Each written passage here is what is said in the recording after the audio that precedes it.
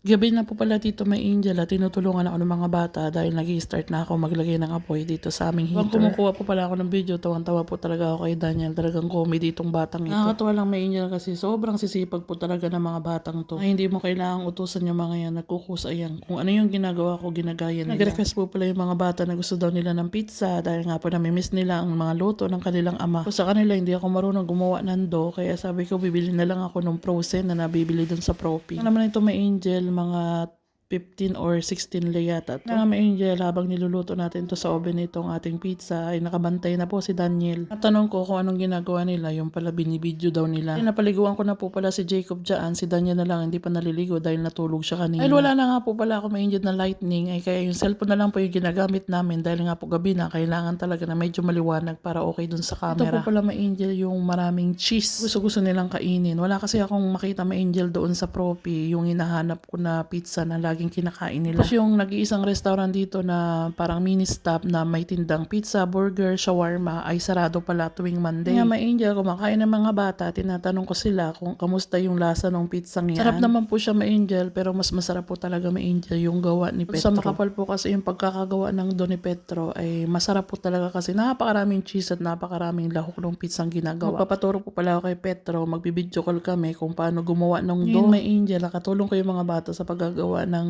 homemade na pizza. At bumili rin po pala ako nito May Angel, parang medyo masarap to kasi nga may onion siya at meron din siyang mushroom. Po pala ako kay Petro, sabi ko sa kanya na bumili ako ng pizza doon sa Propi dahil hindi naman ako marunong gumawa ng pizza. Try naman natin tikman to May Angel. Totoo lang May Angel, hindi po ako mahilig sa pizza kasi nga po hindi ko naman nakalakihang kumain ng ganyan. Isang beses lang po ako nakakain niya nung ako'y nagtatrabaho pa sa Laguna dahil yung kasama ko sa mga boarding house ay mahilig pa silang kumain sa Pizza Hut. Ba yun o parang Greenwich yata yun. So natikman ko siya May Angel, parang sabi ko parang mas masarap pa yung Spanish bread. Yun nga May Angel, pagkatapos namin kumain na ito na nga po at kailangan na namin maglagay ng apoy dahil mamaya ay maliligo si Daniel. Sabi ko nga po sa inyo kanina na paliguan ko ng maaga pa si Jacob. Itong dalawang bata kasi May Angel, automatic si Daniel natutulog yan sa tanghali. Si Jacob hindi mo talaga yan mapatulog. Nasabihan ko po yung mga bata na huwag magbuhat at ako na lang gagawa niyan. Umupo na lang sila dito sa upuan. Kaya lang ayaw talaga magpaawat ng mga bata yan. Natutuwa naman sila sa ginagawa nila. Jacob po talaga May Angel, tumutulong po talaga yan sa ama niya sa paglalagay ng mga kahoy. Po talaga May Angel ay naka-t-shirt, naka-short lang dahil saglit lang naman kami dyan. Naman May Angel yung lamig. Kapag sobrang lamig talaga May Angel ay naglalagay po talaga ako ng medyas, jacket. So bali May Angel, tuwing gabi po pala ay nag-i-stack na ako dyan ng kahoy doon sa nilalagyan ng mga bata dahil nga po para hindi na ako pumasok dito sa kabilang kwarto. Yung lugar na yan kung nasaan dito yung mga kahoy ay malamig po dyan. Kaya lagi kong sinasabihan yung mga bata na mag-stay na lang dyan sa may heater dahil medyo mainit po yan dito sa pwesto na yan. Confirm mo doon sa kinukuhaan ko ng kahoy. Paano May Angel, hanggang dito na lang po ang aming video for today. Don't forget to comment, like, and share this video. Bye!